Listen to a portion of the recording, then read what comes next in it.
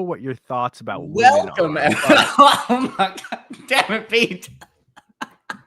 All right. So for that, I'm detracting 5 points from Pete, and he's starting at -5.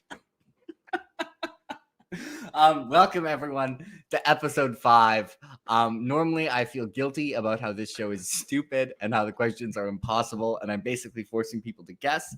But after that introduction, I will now not feel guilty as I torture my 5th victim, Pete from Ponderings of Pete, who kind of, sort of, maybe has a YouTube channel. Pete, go ahead and introduce yourself and talk crap about how you are going to be the best at this game and beat it. I'm going to be best at this game because I didn't study. I studied zero amounts. So this is former gifted kid shooting off the hip with his test taking skills.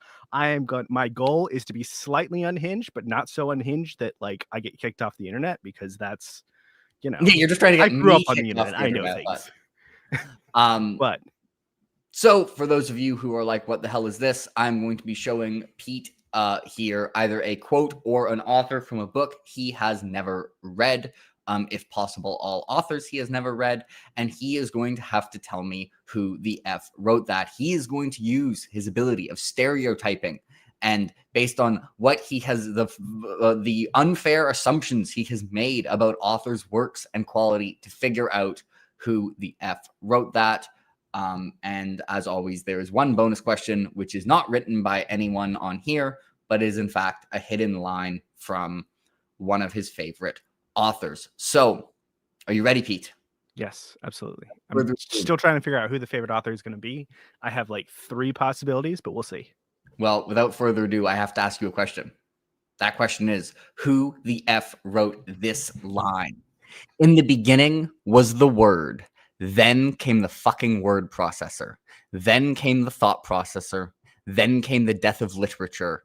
And so it goes. Was that written by A, Stephen King, B, William Goldman, C, Dan Simmons, or D, Marcus Zusak? Okay, so 2 of these people, I don't know who they are. That is the issue here. I don't know who William Goldman is. I don't know who Marcus Zusak is. It's gonna be great. So I'm gonna narrow it down immediately to the 2 people who I know they are, or I have awareness of them. Dan Simmons, who wrote Hyperion, which I actually have read, and then Stephen King, who I've technically read some of. I would like to note he claimed to have updated his Goodreads, and throughout this episode, we are going to learn how dishonest he was about the updating of his Goodreads. First of all, I read Hyperion before BookTube. That's the key. That's why it's not on. I'm gonna say Dan Simmons. Is that your final answer? Yeah, let's just go with it. I think he's just ballsy enough to do that. So I'm not, because you are a liar and a cheat, and your Goodreads is not updated. That is in fact from a book you have read. That is from Hyperion by Dan Simmons. This was like a decade ago that I read Hyperion. Yeah, that's still cheating. So we're gonna give you a point, but I want all of you to know that wherever he ends up on the leaderboard, the other people are more ethical than him, and I will be putting him at the bottom if there's a tie. Okay. So I'm already at negatives. I'm at -6 points because of that, right? Yes. So by the way, William Goldman is most known for writing The Princess Bride. Okay. And Marcus Zusak is most well known for The Book Thief. Yeah. Well, but I'm glad I didn't remember that, because I might have picked that. Well, I've read The Book Thief when I was in high school. Also not on your Goodreads, by the way. Because it was in high school. Update your Goodreads. Pete, I'm going to not do that. All right. So we have learned that Pete is a man of dishonesty and deception, but we are going to move on to question number 2. I don't remember all the books I've read. Which is, Pete, who the F wrote this line? The one true sage believed that in the heart of every person, from the meanest criminal to the most elevated sage, from the 3-day-old babe to the elder on their deathbed, there is a core of compassion and yearning to do good. By following his faith, he accepted the possibility that his actions would sometimes appear foolish or dangerous, but he persisted and never gave up his optimism. I would like to say that says, but her persisted. Yes, I know it was a typo. Okay. Okay. I wasn't sure if that was a specific thing. Yes. As I know it, I was like, hopefully no one will notice. Was that written by A, R. Scott Baker, B, Tad Williams, C, Wally Lamb, or D, Nicholas Lizzo? So again, we come to the crossroads of me not knowing who two of these authors were. Wally Lamb and Nicholas Lights I Out. actually don't know how to pronounce his name. Okay. But I'm not going Cool. to tell you what books he wrote. So That's fine. I wouldn't expect you to. So we're going to immediately again narrow it down to the two people that I know. We have Tad Williams, we have R. Scott Baker. So this has the wordiness to be R. Scott Baker. I don't think it's depressed enough. Yeah, it's not depressed enough. It's Tad Williams. So is that your final answer? Yes. This is in fact from Speaking Bones by Ken Liu. This was the bonus question.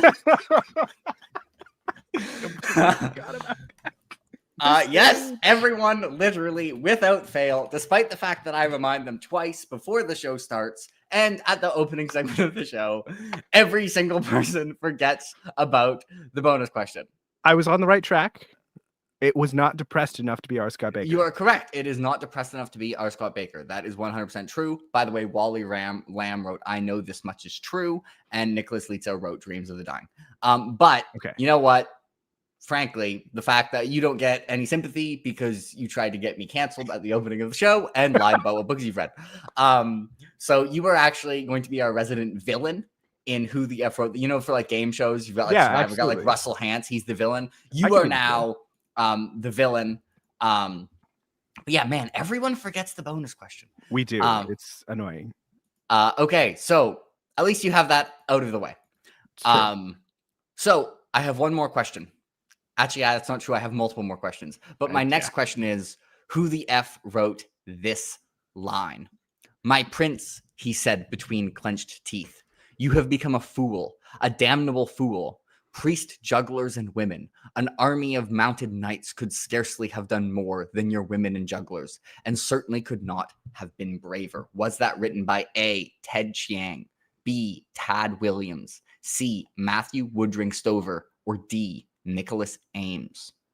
Okay, so it's not Ted Chiang, and I have an answer in mind, but I'm just going to go through them all.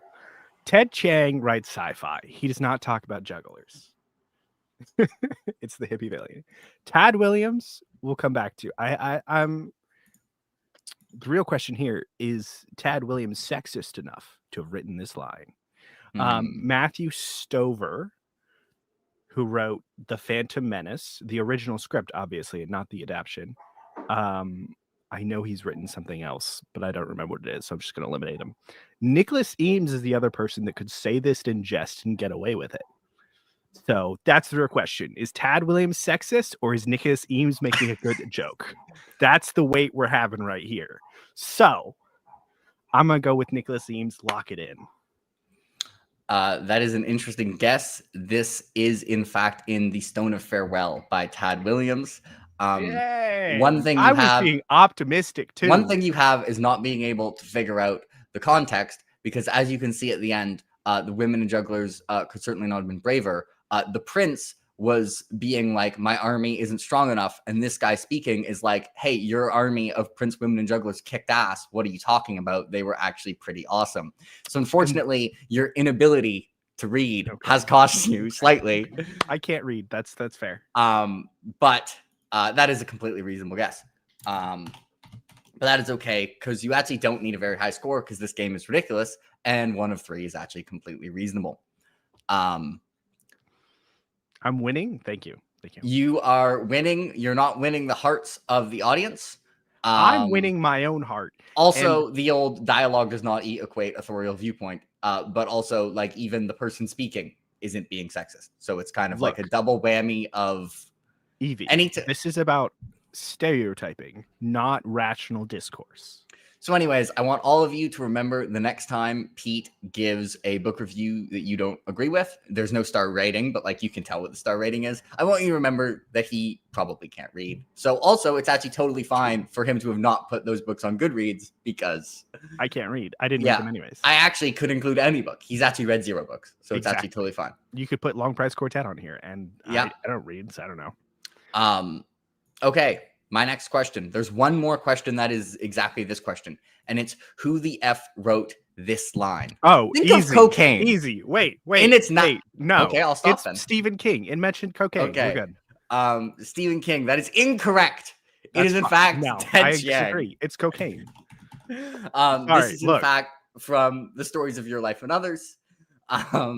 Stephen King, you got things mixed up. He didn't write about cocaine. He did cocaine.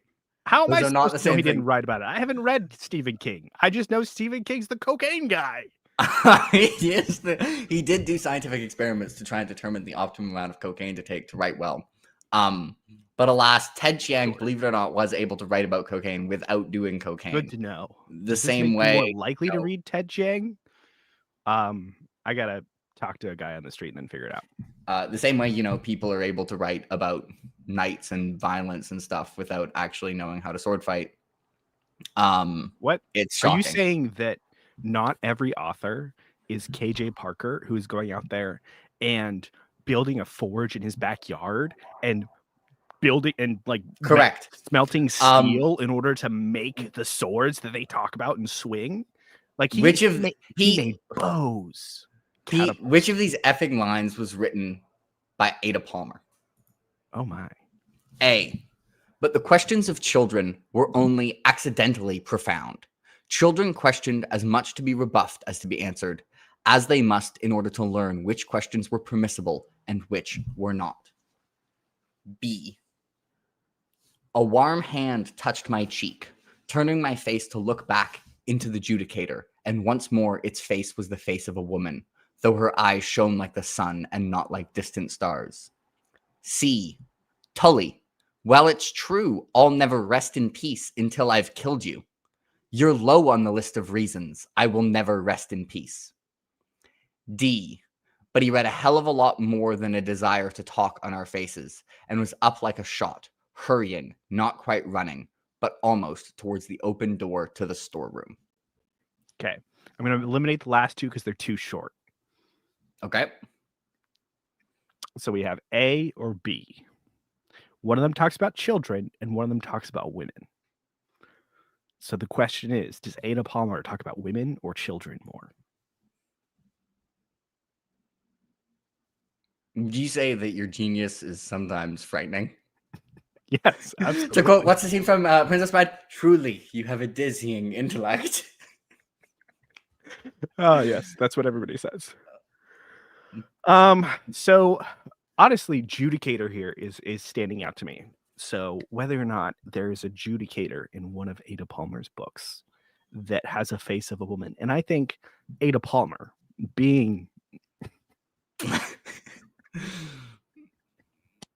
I think Ada Palmer is more likely to make the Judicator a woman than anything else. So I'm just going to base it off of that, and we're going to go B. Okay. Is that your final answer? That is my final answer. So B was from Disquiet Gods by Christopher Rocchio. A is from The Warrior Prophet by R. Scott Baker. Dang. C is from The Will to Battle by Ada Palmer, and D is from The Green Mile by Stephen King. So unfortunately, what you fail to realize is that when I'm taking quotes from books, I can make them whatever length I want to make them. And whether the book is more wordy does not mean that I can't find short I counted passages on from you them. being honest, Jake, and being stereotypical. And this is the opposite of that. And I feel wronged now. Well, frankly, what you have to consider is get good. So remember how you were winning. Unfortunately, you do now have 1 of 5. So we are going to need to see some better performances from you here to catch up. Or we'll see if you lied and whether or not stereotyping just by the way, work. Remember, I actually thought I might be cooked here because I was rereading The Will to Battle on audio, and you clicked one of the spoilers, and one of the audio clips I posted from Will to Battle was this line. And I was like, I would like to admire the shit talking from this line. And I was like, it's possible that he was just like clicking these and playing spoiler roulette and that he heard that line. So I'm glad that you didn't do that. And good job not playing spoiler roulette. I'm actually quite proud of you. So I'm going to retract 1/2 of your villainy. Okay, thank you. You don't get any points. You don't get any points. But my villainy meter goes down. Yeah. Because I did not play it's just spoiler gone red. down. That's fair. That's fair. Okay. So I now want to ask you, which of these effing lines was written by Louis McMaster Bujold? Finished for Koskin last night. Yes. Heck yeah. A, truth and courage. Dang, it's I not wonder a lot, who could. not a I lot of wonder who prose could have there. written that. B, I finally figured out that I'm solitary by nature, but at the same time, I know so many people. So many people think they own a piece of me. They shift and move under my skin like a parade of memories that simply won't go away. It doesn't matter where I am or how alone. I always have such a crowded head. C, the justifications of men who kill should always be heard with skepticism, said the monster. D, ha, she didn't argue with that. You couldn't be that good and not know it. Somewhere in your secret heart, however much you've been abused into affecting public humility. First of all, these are some really good lines. I want to emphasize that. So now I have to choose which one is written by What do you think of Lois. truth and courage? Isn't that really deep and thoughtful? That's so deep and thoughtful. But like, I know, right? Who do you think wrote that one? I don't know. Oh, Could you be don't. anybody. You don't even know the truth and courage. All right, I couldn't know that. I want you to know for question 6, I try and give people like one gimme that they like know what it's from, and that was my attempt at giving you a gimme, but it failed. Trying to give me a gimme, and it's fine. Yeah. I don't know anything. I didn't study. I'm, a former gifted kid. I'm supposed to know everything off the top of my head, just randomly. Anyway, which of those from the effing lines was written by Louis Bujold? Let's hear your thought process. So I'm gonna say. So you said it was supposed to be a gimme. I should know truth and courage. So the question is, is it a gimme for me to know what that truth and courage is the lowest match role? Or is it a gimme that I should know where it's coming to be able to eliminate it? I'm going to go with the latter, and that might be foolish, but we'll see.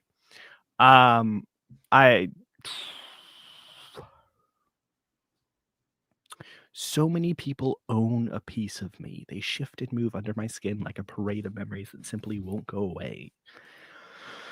I always have such a crowded head. So that gives me like Fitz vibes from Farseer, of like having responsibilities and people pulling them on everywhere. So that's a candidate. The justifications of men who should always kill that's also a candidate. Ha, she didn't argue with that. You couldn't be that good and not know it. Somewhere in your secret heart, however much you've been abused into affecting public humility. See, all of these give the same like vibe to me. You didn't differentiate them enough, which means that's because I'm here to bully you, Pete. That is the purpose of this show. Who's the real villain then? Me. It's always been me. I literally, in the description of these, I write like my first victim is Alan, and I wrote that you're my 5th victim on this show.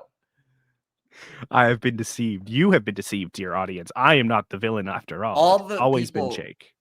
All the people who are like, can I be on the show? I want you to know I want you here so I can bully you. Like, this is me being mean and a villain and bad. Full disclosure. All right, so I could either do this randomly or I could reach into my heart of hearts and decide. So let's see here. Do I think that you got a quote from Vorkosian or from Curse of Chalian? I think Curse of Chalian is most likely. And I think Curse of Chalian has more political stuff. So we're going to go with B and lock it in. Okay. Is that your final answer? Yep. B is actually very hilariously from Memory and Dream by Charles DeLint, which Evie gave 1 star. And so this is actually a very beautiful moment for me. So I would just like to note that Evie has read this book and gave it 1 star. Okay. That's beautiful. All right. But no, it is in fact yeah, gotcha. And then A is from every book in the Banished Lands by John Gwynne. People shout truth and courage. Oh yeah, I haven't read that. Yeah, I know, but I literally, it's the most like John Gwynne line ever. Whenever Kyle talks crap about the Banished Lands, I'm like, you like lies and cowardice, because everyone in that series yells truth and courage. I'm like, when I'm describing to people, I'm like, well, if you want to read about giants riding bear calf and shouting truth and courage, like that's what this is here for. It's cool. C is from A Monster Calls by Patrick Ness, hence the Very Said realistic. the Monster. Mm-hmm. And D is from A Civil Campaign by Louis McMaster Bujold, and So was I the went wrong with correct. the Curse of Chalian versus Vorkosigan. Indeed, indeed, you were. There are just a lot more Vorkoskin books than. I should have picked up on the fact that you said you just finished it, so you're more likely to pick a quote from Vorkosigan. In fairness, I made these before I finished it. Yeah, but it's still on your mind. True. Like that's what you're actively I'm consuming. actually just very happy about my victory here. Even the audience is susceptible. Let's go. So you unfortunately do have 1 of 6. That's so fine. I'm still winning. We should I check. have more negative points than anybody else. We should actually check what you need to not be the low score here. I don't think anyone has gotten 3. But I will check for you. Oh, I actually forget what color. Anyway, you need to come clutch. This is your moment, okay? This is all 4. All right, let's go. Fate of not being dead last on the line. I don't think you need all 4. All 4 gets you very well, but you might need 3. I might need 3. Okay. Now that the rules have changed, which of these effing lines, or match these effing lines with these effing authors? It's going to be a lot of people who have already come up. Ready? Okay. The authors are Ada Palmer, Robert McCammon, Ted Chiang, and Jacqueline Hartman. Okay. So again, I am hit by the curse of knowing absolutely nothing about 2 of these authors. Which 2? Robert McCammon and Jacqueline Hartman, which is wild because Robert McCammon was mentioned in the thing in the episode with Kyle, I know, and I completely forgot everything that was mentioned about him from that episode. Huh. Robert McCammon's like a pretty well-known author. Anyway, look, the lines are: A, these thoughts came to me with dazzling certainty, and I felt absolutely sure of them. Where did that come from? I still have no idea. I only know that I derived enormous pleasure from what was going on in my mind. Vibes. B, but he didn't need to keep the others' notebooks, the ones in which he'd written down his thoughts. He would use them as tinder for the cooking fire. C, I know you think I'm an old, ignore the exit. Okay, there was a typo. It says I'm an old fool. I'm an old fool. I know you think I'm an old fool, half out of my head. I accept the fact that you laugh at me when you think I'm not looking. But if I didn't have eyes in the back of my head, Perry, I wouldn't be alive right now. D, but he moved, groping far more blindly than you who grope. For from the first cell you all had senses, touch and hunger more, while he had nothing. Blindness beyond blindness, lack of senselessness. Interesting. So which of these authors would be the most likely to use the word dazzling? That's the word you locked in. I was like, I'm not even sure which quote has dazzling in it. I had to scan through that. It's A, dazzling certainty, and I know that I derived enormous pleasure from what was going on in my mind. So I need to figure out which ones are Ada Palmer and Ted Chiang first. That's my real goal. And then blindly choose for the other 2. If I can eliminate that, that'd be great. So Ada Palmer. But he didn't need to keep others' notebooks. He would use them as tinder for the cooking fire. My impression of her books is that they're not set in any time when you would need tinder. So we're going to eliminate that from Ada Palmer. I do think A is still in the running. She's very cerebral from what I've heard. So going on about like things going on in your mind seems like it'd be a fair bet. I know you think I'm old and I'm an old fool. I know there's a typo. Also, the fact that B and C have an inordinately large gap between them, sir, that's pure villainy. Sorry. It's just, come on. It's like, it's throwing me off. I don't know if I can answer this question correctly because of it. Anyways, C, I accept the fact that you laugh at me while I'm not looking. If I didn't have eyes in the back of my head, Perry, the platypus, I wouldn't be alive right now. I don't know. I don't think that Ada Palmer will write about Perry the Platypus. But he moved, groping far more blindly than you who groped from the first cell. You have all had senses, touch, hunger, and more, while he had nothing. Blindness beyond blindness, lack of senselessness. That's also a possible Ada Palmer quote, I think. Very just like a lot of words doing a lot of things. So A or D as Ada Palmer.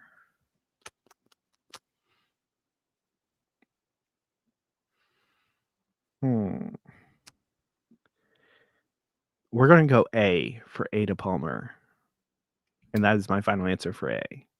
That is not correct. Okay, cool. So Ada Palmer is B, C, or D. Got it. And I've eliminated one of the others. And by the way it's working is you are guessing, you can guess the same author multiple times, but you can't guess the same quote multiple times. Right. Like you've eliminated, right. You now can't get A right. You can get Ada Palmer right. Correct. So I'm going to go for B for Ada Palmer. Is B your final answer? That was not my final answer. I meant to say D as in dog. Thank you. You're welcome. I kind of was like, wait, you A, just said, B, so it would have been really funny if it was B, but D is correct. That is from Perhaps the Stars by Ada Palmer. Fantastic. So somewhere in there. How funny would it have been if it was B and I knew you misheard it? And I could have just been like, is that your final answer? But I was like, is B your final answer? And then you were like, no, D. And I was like, incorrect. That would have been fun. I'm not quite that mean. No. Okay. So I still have B and C left. Correct. And I have to figure out, I've eliminated Ada Palmer and I've eliminated one of the other authors. I know not who it is. So B and C. So the last question is, what do you know about the authors? Like what books do you know were written by these authors? Do you know any books? Can you Ted name Chiang? I know that he wrote Exhalation and a bunch of other sci-fi stuff. Okay. That's it. And so you cannot name a book written by the other two authors combined. Nope. Wow, you actually pay attention to books you haven't read even less than I do. That's impressive. Yeah. Wow. I literally know nothing about these authors. Wow, it's because I've never gotten vibes off of them. Wow, I think this result, when you get 2 out of 10, this will not be variance. Like if we re-simulate this over and over again, you're definitely coming dead last. Like so for that, we're just gonna blindly guess Robert McCannon B. Is that your final answer? Yes, let's go for it. That is not correct. All right, Robert McCannon C. Is that your final answer? Yes. That is correct. C is from Boy's Life by Robert McCannon. Hence I know Boy's Life. Hence the looking with no G at the end because of the accent. Okay. Perry kind of fits the setting of American name. B, Perry the Platypus. B was the little bit of a curveball because you think of it as the sci-fi guy, but B is Ted Chiang. This is from The Truth of Fact, The Truth of Fiction, which is brilliant, by the way. It's simultaneously like it's a story from someone trying to introduce the practice of writing for like written histories in like North America, and at the same time in the sci-fi setting, someone trying to like introduce, like deciding if they think that the technology of like basically always recording your vision and basically like permanent webcam basically that you can go back and access. And it just basically goes through both, and like both people have like similar analysis for both. Anyway, brilliant story. Interesting. Makes me want to read more Ted Chiang. And then A is from Jacqueline Hartman, who wrote I Who Have Never Known Men. I know that book because Jimmy is reading it right now. Yeah, like a lot of people have read it in the last year. Yeah. I was like, when you were like, I don't know any book by either author, I was like, really? I do. I just haven't associated the vibes with the names. I honestly don't know anything about I Who Have Never Known Men. Wait, what do you mean Truth of? Oh yeah. Sorry. What did you say? Sorry, I was reading the comments. I don't even know anything about I Who Have Never Known Men. That's this okay. Tells you how little I'm like watching book 2 right now or paying attention to what. It's really bad. I need a new job. Yeah. So you did end up with 3 out of 10. Fantastic. That's a reverse C, right? Sure. C is 70. Sure, whatever you say. Yeah, it's a reverse C. I don't know what that means. Do you currently, having gotten 3 out of 10, regret not hearing the rest of this quote and thinking about No, it? I would have guessed the same thing. It says cocaine, Stephen King. Okay, that's fair. Okay.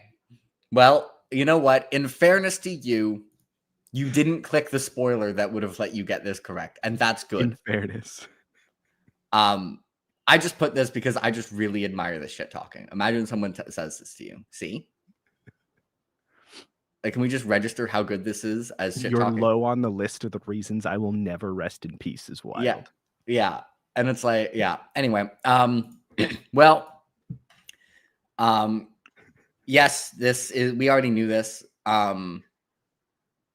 Oh, yes, I know. Whatever. Read Truth, Fact, Truth, Fiction. Okay, but this is only half the story. And if I explain the future like sci-fi part without the comparison of the writing, then he's going to be like, who the hell is burning a notebook as Tinder? Like, what is going on? Anyway, everyone shout out to Pete, who came on to this ridiculous game show knowing that he would have to answer multiple choice questions where he didn't know the answer, even though he had read Hyperion, and did get that right. My alleged cheating did not help me in the end. Well, it helped you in question 1. If you'd gotten that wrong, you would have gotten... But also, in fairness, question 1 is supposed to be the easiest one. It's like, true. Deliberately. So it's kind of, you could have gotten it anyway. I mean, I was handicapped because I had no idea what Marcus Zuzak and William Goldman wrote. Yeah, but you should know who wrote The Princess Bride, frankly, and that's on you. Oh, yeah, that's right. Anyway, everyone, thank you, Pete, for being on, and I hope you have enjoyed episode 5 of Who the F Wrote That. Our guest for episode 6 will be Benghis Khan. Heck yeah. Who's read a lot of the same books as me, so it's going to be kind of hard. Bye, everyone.